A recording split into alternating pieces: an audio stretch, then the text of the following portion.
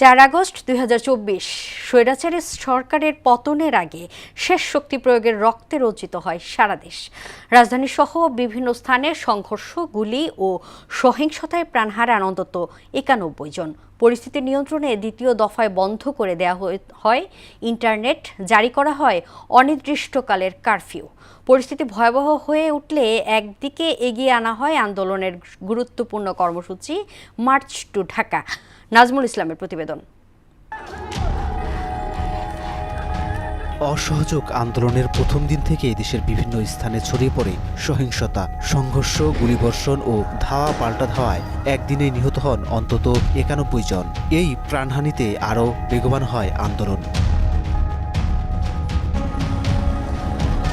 পরিস্থিতির জন্য আন্দোলনকারীদের দায়ী করে তৎকালীন প্রধানমন্ত্রী শেখ হাসিনা বলেন, যারা নাশকতা ও ধ্বংসযজ্ঞে জড়িত তারা আর ছাত্র নয়, তারা সন্ত্রাসী। অন্যদিকে সেনাবাহিনী ও পুলিশ জনগণকে কারফিউ মেনে চলা এবং আইন লঙ্ঘন না করার আহ্বান জানান।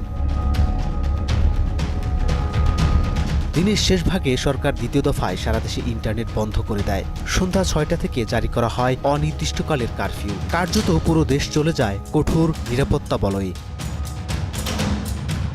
এদিকে আন্দোলনের গতিপথ বদলে দেয় বৈষম্য বিরোধী ছাত্র আন্দোলনের নতুন ঘোষণা। 6 আগস্টের নির্ধারিত মার্চ টু ঢাকা কর্মসূচি একদিন এগিয়ে 5 তারিখে নির্ধারণ করা হয়। সমন্বয়ক আসিফ মাহমুদ দেশজুড়ে ছাত্র জনতাকে ঢাকার উদ্দেশ্যে যাত্রা শুরু করার আহ্বান জানান। 6 তারিখের যেই লং মার্চ টু ঢাকা কর্মসূচি ছিল সেটাকে আমরা একদিন এগিয়ে নিয়ে এসেছি। 5ই আগস্ট সারা দেশের মুক্তিকামী জনতাকে ঢাকার উদ্দেশ্যে রওনা হওয়ার জন্য আমরা আহ্বান জানাচ্ছি। সেই ঘোষণায় পরদিনের ঘটনা প্রবাহের ভিত্তি রচনা করে।